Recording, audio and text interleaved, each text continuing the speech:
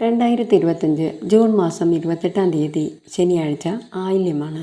ആയില്യം നാളിൽ ജപിക്കേണ്ട നാഗമന്ത്രം. പ്രത്യക്ഷ ദൈവങ്ങളായ നാഗങ്ങളെ പ്രാർത്ഥിക്കുകയും പൂജിക്കുകയും ചെയ്യുന്നത് വഴി നമ്മുടെ ജീവിതത്തെ ബാധിക്കുന്ന സകല ദോഷകരമായ അവസ്ഥയെയും മാറ്റിയെടുക്കാവുന്നതാണ്.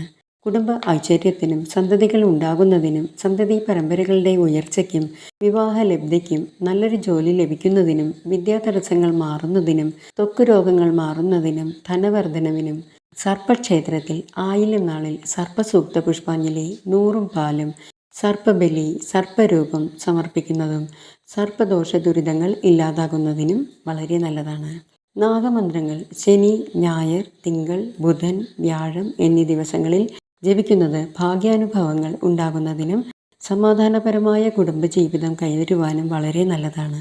അനന്തം വാസുകിയും ശേഷം പത്മനാഭം ച കമ്പലം ശംഖപാലം ധൃതരാഷ്ട്രം തക്ഷകം കാളീയം തഥ എന്നീ മന്ത്രം നിത്യവും ജപിക്കുന്നതും ഈ ദിവസങ്ങളിൽ ജപിക്കുന്നതും വളരെ നല്ലതാണ്.